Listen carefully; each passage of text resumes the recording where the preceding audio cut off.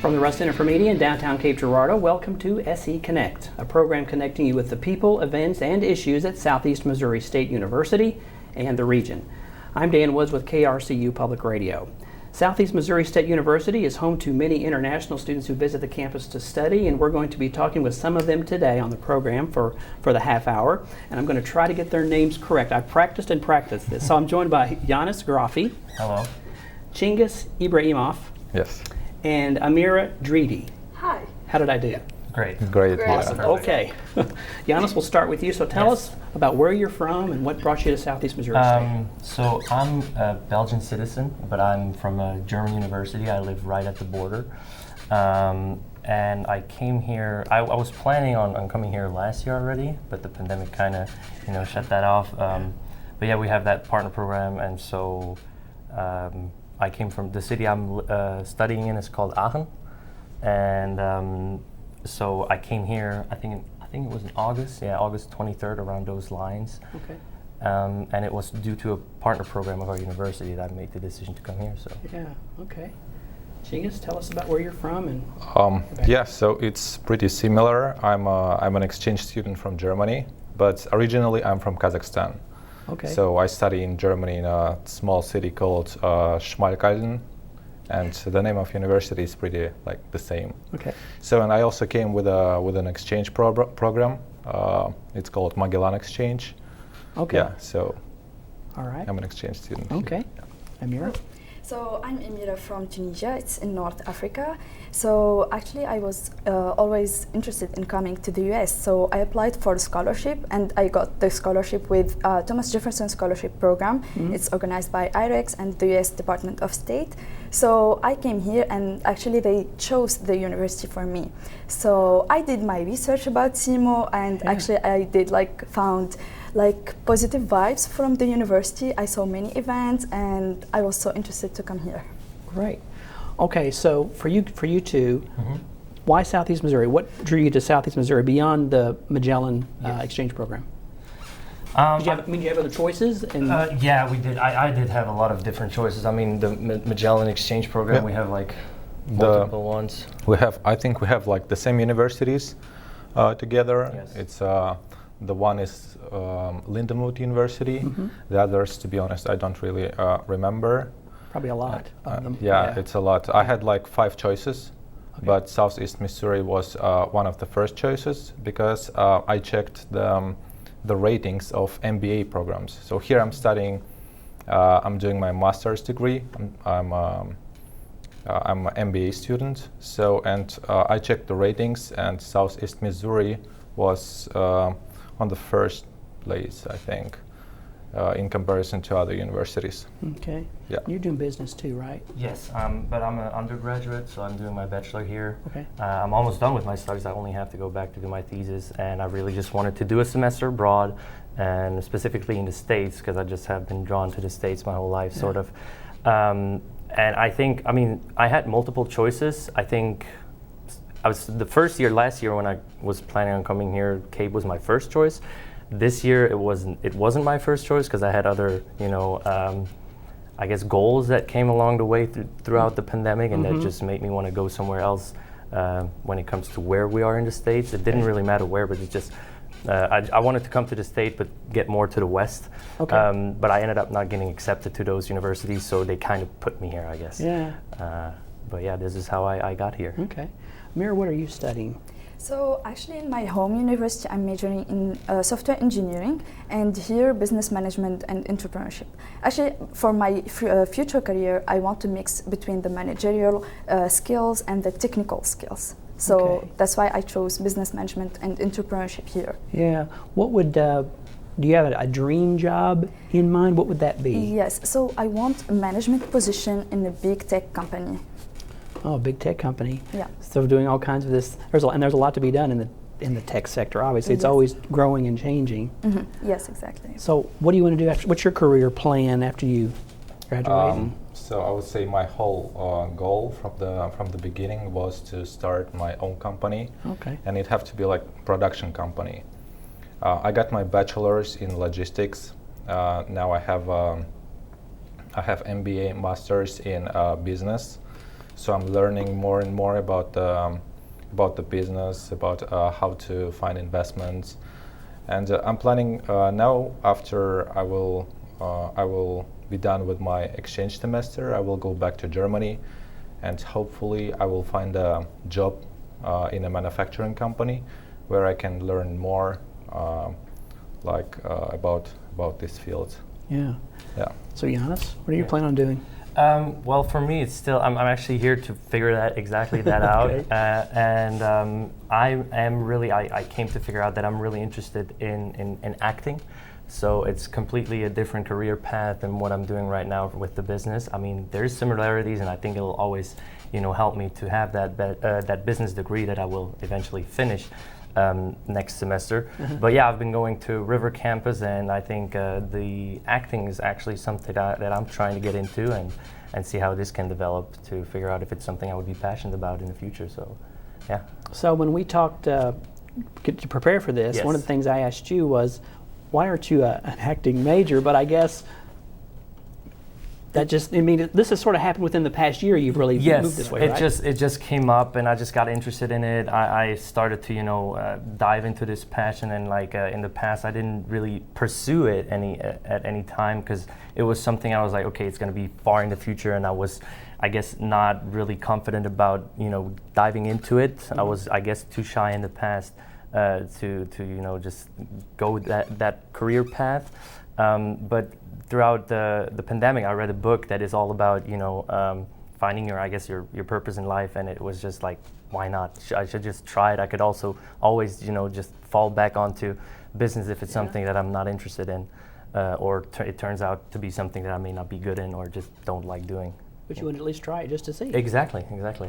Okay, so for those who've never been to your countries, tell us a little bit about where you're from. If you were to describe what your country's like, Amira, start with you. How would you describe it? So in Tunisia, we have a lot of sceneries, like desert, forest, beaches, and you can go from the north to the south and discover all those sceneries. In the south, for example, we have a beautiful place when they filmed Star Wars. We have amazing beaches. So yeah, for the food, it's different from here because we use a lot of spices in it. So yeah. Also, nowadays they encourage a lot the startup and entrepreneurship ecosystem in Tunisia. It's evolving, so that's a good thing for the high school and for the university students. They can open their startups while studying. So that's what we are focusing now in Tunisia. So yeah, I think. Let me ask you about food. So your food from where you're from is a lot spicier. Yes. Has there been anything that you found here that's close or is really good or is nothing quite there? Not really. It's so different here. Yeah. They don't use a lot of spices. Yeah, it's so different from our food. Very interesting. Yeah. Tell us about your country. Yeah, so I'm from Kazakhstan. My country is located in Central Asia. Okay. So, and it's pretty young country, I would say, because we became independent in 1991. We are former Soviet Union country. Okay. Here, and country is located to the south from Russia and to the to the west from China. Okay. It's the 9th biggest country in the world. Yeah, and so the population is pretty small. I think that might be one of the reasons why not so many people know about it. It's 18 million. Okay. Only 18 million people in such a big territory. Yeah, and so the country itself is we're still developing, and we have amazing nature, and we I guess that's it. That's kind of it. Let's talk about what about food? What's the food difference? Mostly Kazakhs. We are not nomads. So Kazakh if you translate this word, it means nomad. Okay. Because we were traveling around the world, around Central Asia in history, and mostly we eat meat and dove. And dove. Yeah. So it's the whole our cuisine is very, let's say, heavy. How some people would say, because we eat a lot of meat. Very heavy cuisine. Yeah. Okay, Yannis. Yeah, about Belgium, Yeah. I mean, I don't have any fancy stats on how big our country Oh, is that's okay. compared to the world. I know that we have around like 21 million people. I mean, it's a Western European country. It's not, I mean, there's not a huge amounts of differences from the States. I think there's a lot of similarities to it, but obviously we have our own culture, right, in Europe. I mean, the interesting thing is that we're so close to different countries and like different cultures. I mean, I live right at it's called the Three Borders. It's like a very interesting touristic place where you can go and you like literally you have like 3 steps that you can take. Okay. And then you're in either the Netherlands, Germany, or Belgium. And it's always a great thing to see for also international students that come to our university. It's like one of the go-tos. And yeah, when it comes to food, I don't really know. I mean, for me, for Belgium, one of the things that we really love is, I mean, obviously Belgian waffles. I was going to say, Yes, we all know that one. And we have great fries. I think our fries are really amazing. I mean, even though they're called French fries, and I think, if I'm not mistaken, yeah, no, it is. But the funny thing is, I think the reason they're called French fries is I don't know which war it was, but I think America came over, and people that were serving them the fries were talking in French, which is, you know, our country. They speak in French. We have Okay. we don't have an official our own language. Okay. We are actually split up in like 3 different parts. A small part is where I'm from, is where they speak German. It's the German-speaking section. And you have the upper half, they're speaking Dutch, and then the lower half, they're speaking French. But when the Americans came and we were talking French to them and serving the fries, I was like, oh, French fries. And it kind of stuck. It kind of stuck, yeah. Okay. So let's talk a little bit about what Southeast Missouri is like. What has surprised you the most, Amira? Has there been something since you've been here that's like, boy, this is really different? Jumps out in your mind. Anything in particular? Okay, since I don't have like any internationals in my home university, so here I found like a whole international community, a lot of international events. So I'm like discovering the whole world in one place, many cultures to discover here, and that's amazing actually. And you probably didn't expect that, maybe. Yeah. Like I did expect, but I didn't expect that much. Like That much. many countries here, like many cultures. Yeah.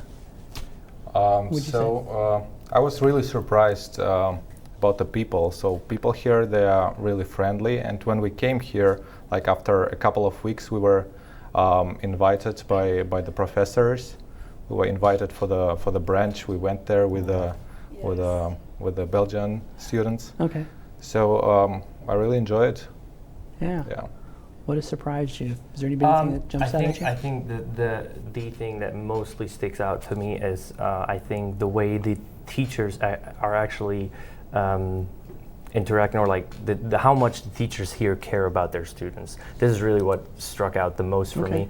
I had that instance with a teacher who offered to redesign his whole final exam just for me because he found out that I was interested in acting. And so that was something that just blew my mind, made me really happy, and I just couldn't compare it to my home university. I mean, even though our teachers are, I'm not saying, you know, they're great, but here I feel like they go the extra mile just for the student. So that is really something that Professors and host advisor and academic advisor yes, also. they're all very amazing. Yeah, they are so helpful. And you feel like that's been a real plus, been a real positive. Yes, very much. Yes, very absolutely. much. Would you agree with That's that too? true.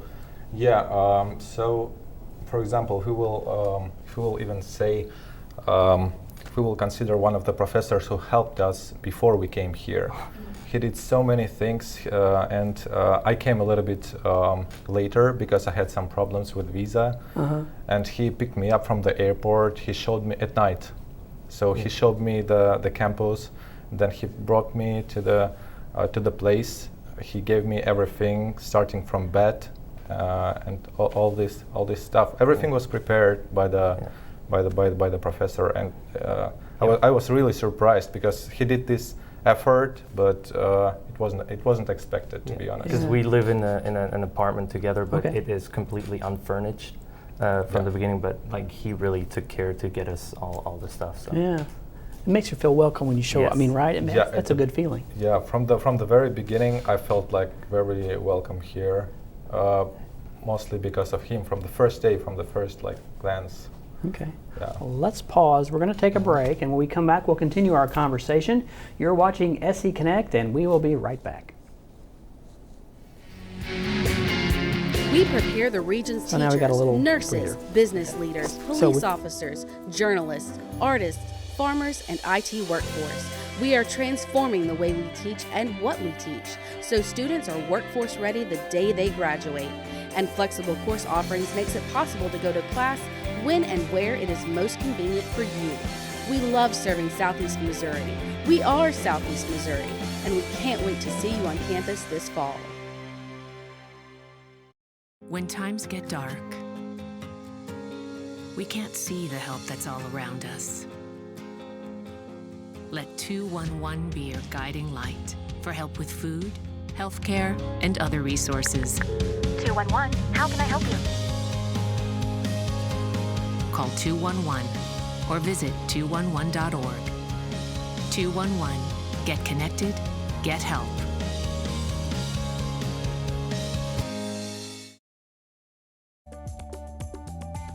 This National Science Foundation ICOR THEMES grant is a very prestigious one, and it's very important. This device that we are now currently in the phase of development, it provides an better and enhanced opportunity for treatment of cancer cells, tumors. It also provides, it has the potential to provide better outcomes for pain medications. We have involved several students over the past 10-12 years in this project. Right now, the 8 students are involved in this research, and they are getting their training in the areas of nanotechnology, material science, and biomedical engineering. Most of them, quite a few of them, are going for the med schools, graduate schools, and some of them are going in the industries.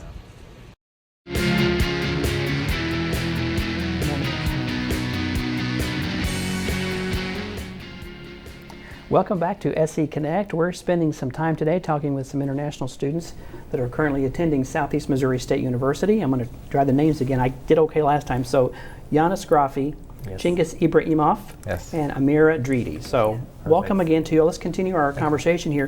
One of the things we were talking about during the break was carpe diem.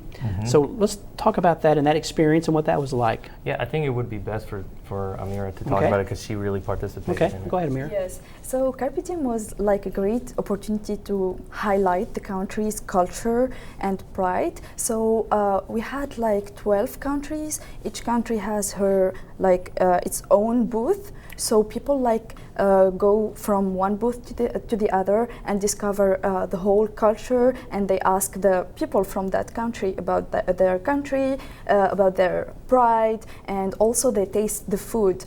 And I was satisfied with the food we make, because it was for 500 people, and we were so stressed about making it. Okay. And it was perfect, and the people loved it. So I'm so satisfied about this.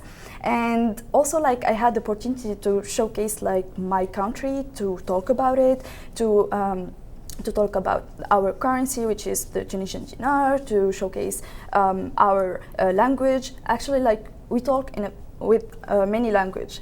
In one sentence, Tunisian talk with Tunisian language, Arabic, French, and English. We have more than one language we know. Our first language is Arabic, and then French, and the most of people talk in French, and they were amazed how we can talk in several languages and we can switch from one language to the other.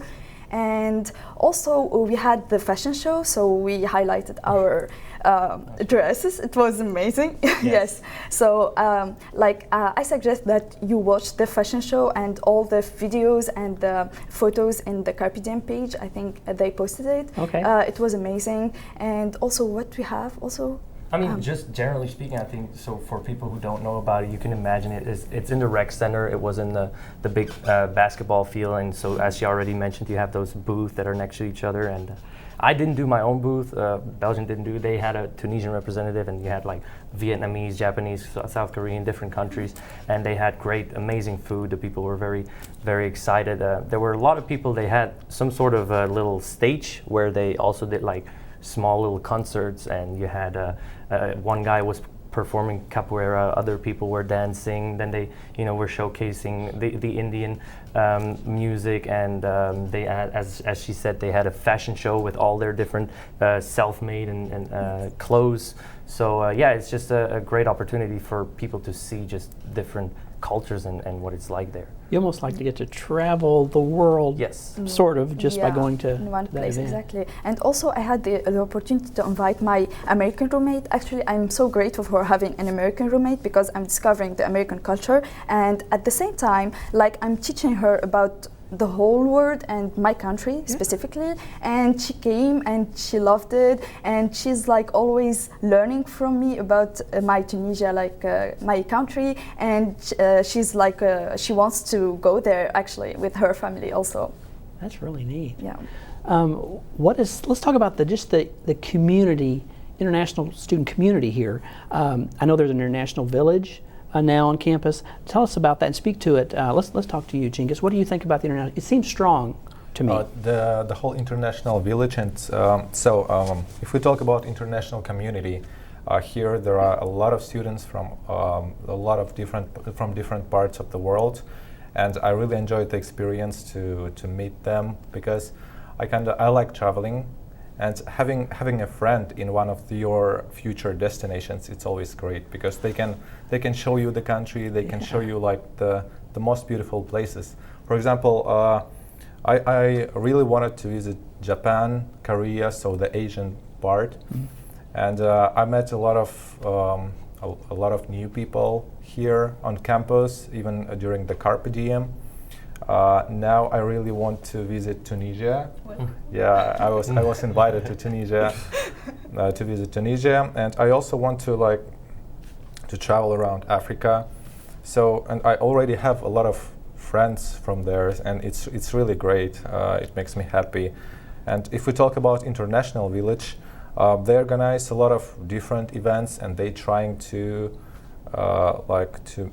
to encourage us for communication, for to be friends and so on. Yeah. But I think to add on to what he just said, generally speaking, international students, I think fairly and confidently talk about them in general, that they're very open-minded people. And even though I don't know, maybe some people, they think, okay, they shy away from getting to talk to someone that is not from their culture. Right. But generally speaking, if you already made the decision to go abroad, to come here, and you are one of the international students, most of the times we're all very much open-minded, and we welcome anyone. It doesn't matter what background, where you're from. Yeah. We're very eager to learn, or we're very interested in people in general, and getting to know new people, let it be Americans or like locals or even internationals themselves. So I think it's just to say that it shouldn't be something that people should be afraid of to come towards us, as well as the other way around, for us to speak to Americans, because I think, there's a lot to learn, right, from each other. Yeah. And it has to feel good. When you leave your country to come somewhere else, you get to I could tell when you were talking about Tunisia, you just lit up because you got a chance to share your home with others, and that has to feel really good. Yes, exactly. And also, I had also to consider the cultural differences. So when I talk, for example, with another person from another country, I should consider that he has a different culture. So I should really count my words, let's say, because in Tunisia, for example, we are so. When I talk to you, for example, and I don't know you, I say, "Hi, how are you? You good?" And then, we talk. Right. But here, maybe some people, they don't take the first step to know another person. So you should consider that, and don't get mad at that thing. So yeah, you should consider that fact. Yeah, some people may be a little more introverted and aren't as. Yes. They're a little shyer, maybe. Yes, exactly. Yes. So you should just make some effort, and then everything goes well. Smoothly. Yeah, yes. and it has to, like you said, there's a lot to learn. It has to, you can learn so many different things. And now, since you've met people from all over, you've got tour guides. I mean, you've got tour guides really now, any country you want to visit from yeah. connections, right? Yeah, this is one of also because even back in Germany at my university, I've been part of the international scene for over 2 years now, and it's just a family that you have all over the world.